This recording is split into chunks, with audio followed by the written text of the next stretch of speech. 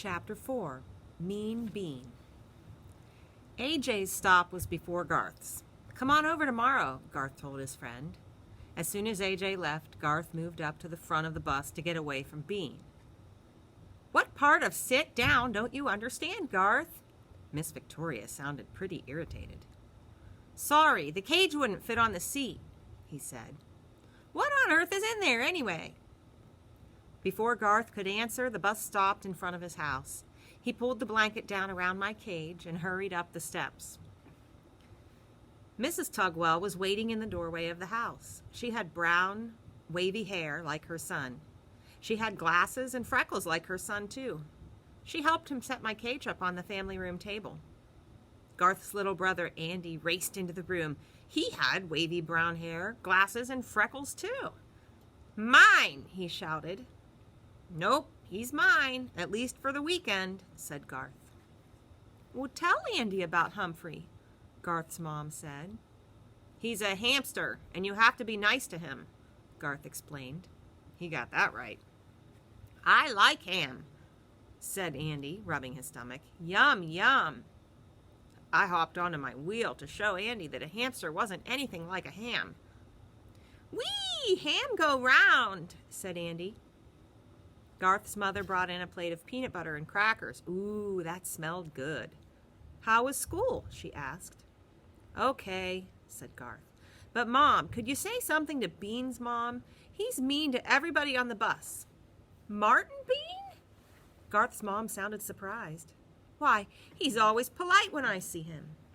"Well, he's not polite any other time," Garth explained. "He tripped a girl on the bus and called everybody names." "That doesn't sound like Martin. What did the bus driver do?" "Nothing," Garth answered. "Well, I think she should be the one to work things out," said Mrs. Tugwell. "But you're friends with Mrs. Bean."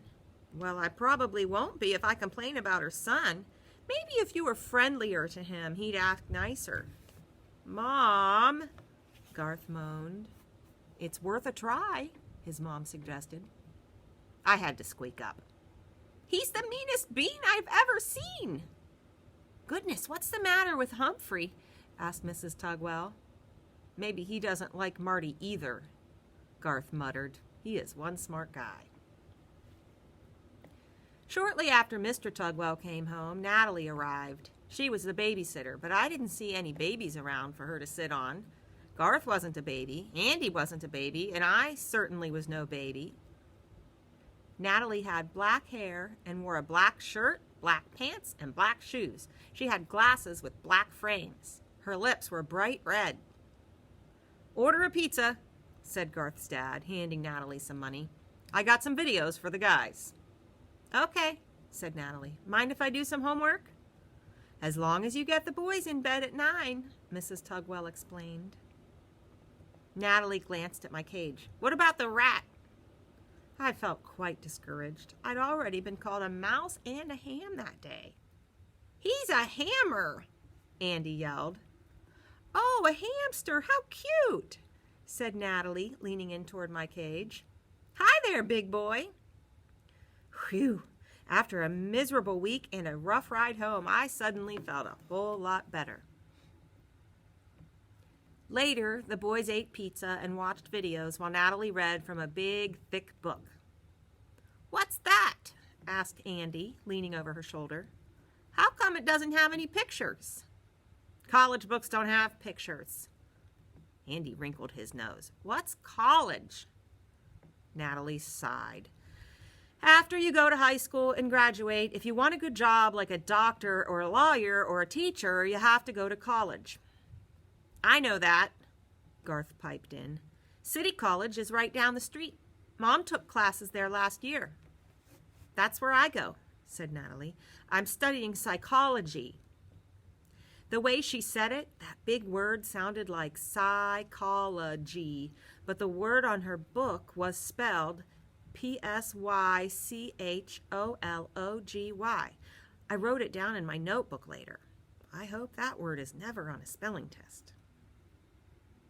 "In psychology, you find out what's inside people's heads." The babysitter reached for Andy's head. "Ooey gooey brains," said Garth. bed, screamed Andy, leaping off the couch. Natalie laughed. Not like that. Psychology teaches you how people think. Do you know what I'm thinking? Andy shook his head. I'm thinking it's time for bed, Natalie said. 9 o'clock. The boys both groaned. Not yet, Garth protested. Andy folded his arms. You can't make me, he said firmly. Surprisingly, Natalie sat back and smiled. I guess you're right. I can't make you. Andy's eyes practically bugged out of his head. Huh? Why don't you put on another video? We can stay up till your parents get back, the babysitter continued. It'll be fun. Yes, Garth exclaimed as he and his brother gleefully high-fived each other. But I was a little confused. Hadn't Mrs. Tugwell told her to get the boys in bed at 9? I was sure Natalie had lost her mind. Garth settled back on the couch, but after a minute, his smile disappeared.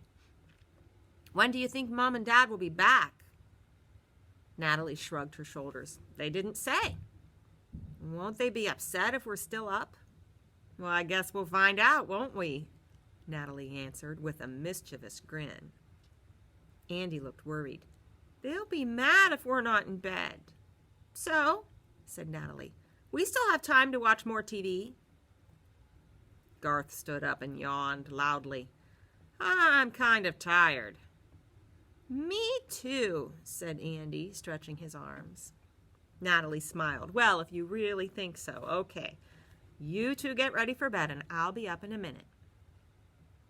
As the brothers raced upstairs, Natalie chuckled to herself, then leaned in toward my cage.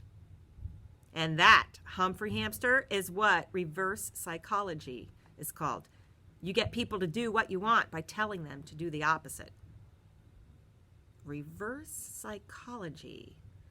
Remember, it's pronounced psychology. So that's how people's minds work. You just tell them to do the opposite of what you want them to do. You sure learn a lot at college. You can learn a lot from a good babysitter, too. The next afternoon, AJ came over to Garth's house to play. Mrs. Tugwell took Andy out to buy new shoes. Mr. Tugwell was paying bills in the kitchen, and the boys were alone with me in the family room. Humphrey needs some exercise, said AJ. Let's take him out. Okay, you can watch him while I clean his cage. AJ gently took me out while Garth put on gloves and began to clean my cage. Both boys chuckled when he got to my potty corner. Everybody does. But he did a good job of cleaning it. While he worked, they talked. Any chance your dad can drive us Monday morning? Asked Garth. AJ shook his head as he gently patted me. He has to leave for work real early. How about your dad? Garth shook his head. He always talks about how he had to walk to school and how lucky I am to be able to ride a bus. I know, AJ sighed and set me down on the table. Watch it, said Garth. He set a row of big, tall books all around the edge of the table. We don't want Humphrey to get away. Maybe he'll be sick on Monday, Garth suggested. Are you kidding? He's the healthiest guy at school. Man, if he wasn't so big, I'd really give it to him, said AJ, making a fist.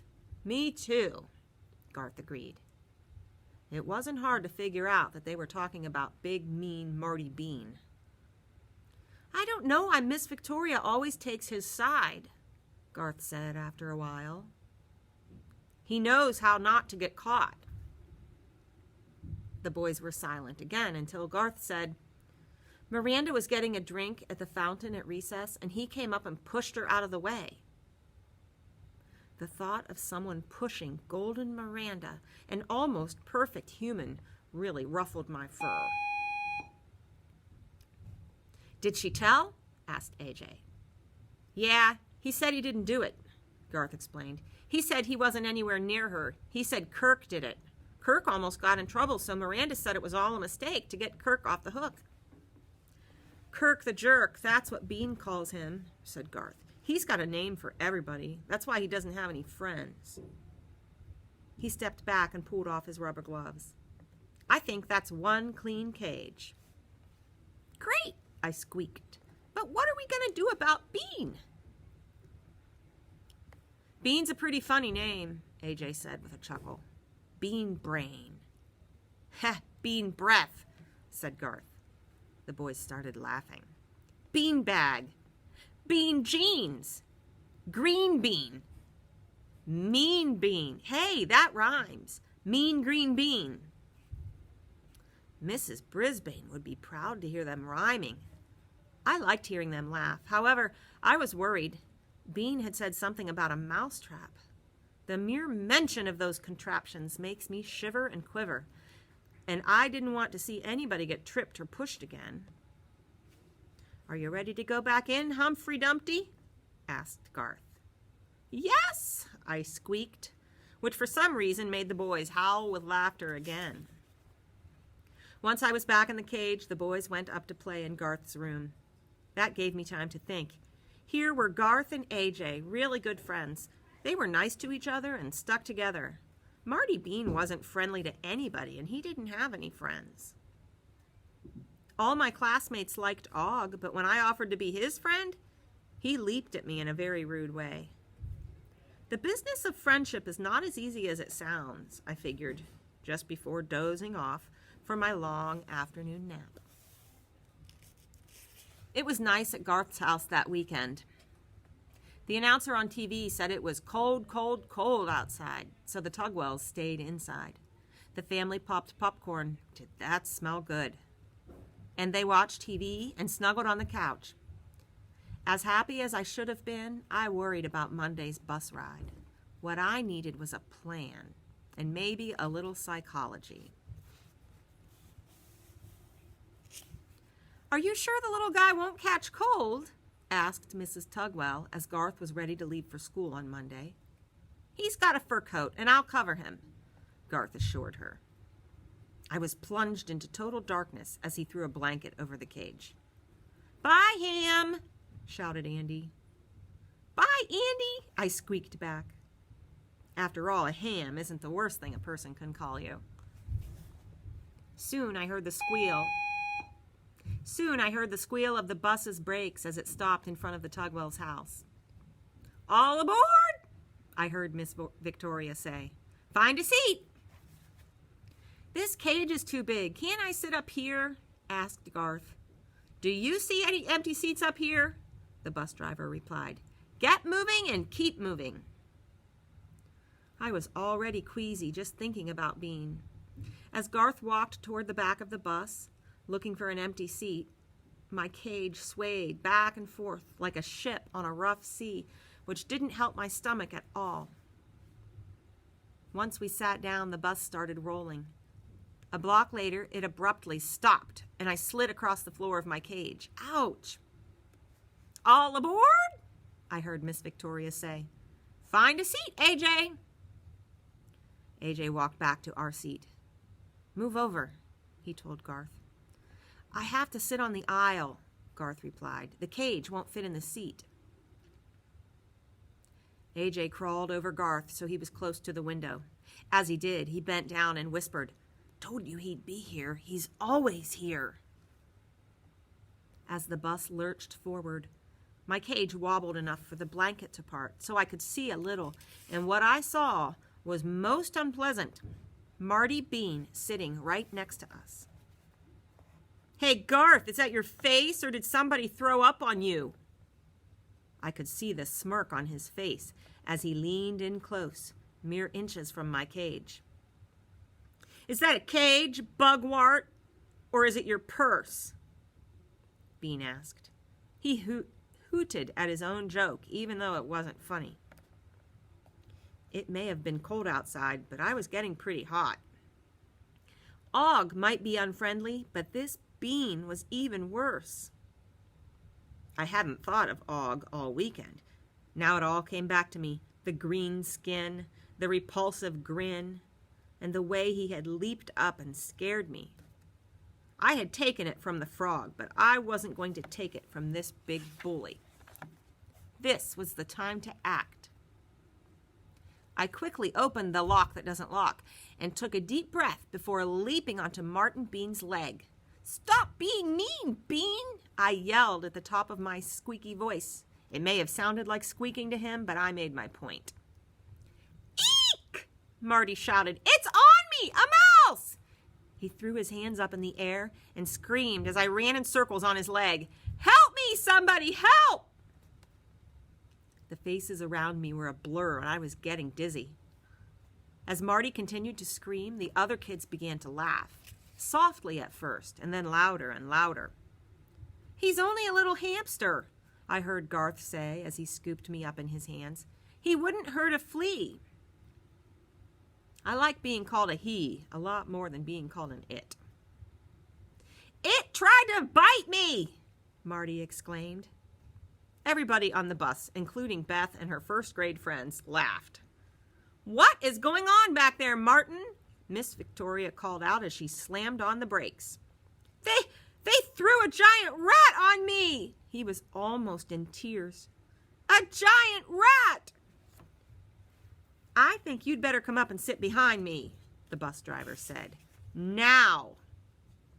She had the girls in the seat behind her move as Marty shuffled to the front of the bus. Garth put me back in my cage. "Thanks, Humphrey," he whispered. "I don't know how you got out, but I'm sure glad you did." "Always happy to help out a pal," I squeaked. The rest of the ride was uneventful. When Miss Victoria stopped the bus in front of Longfellow School, she made an announcement. "This was the quietest ride we've ever had. From now on, Martin Bean, I'm assigning you to the front seat, permanently." Marty didn't argue. He was in too much of a hurry to get off the bus. He could probably hear all the rest of the bus riders, including me, shouting, "Hooray!" There's a quote at the end of this chapter. It says, "No enemy can match a friend." And that was by Jonathan Swift, Irish author.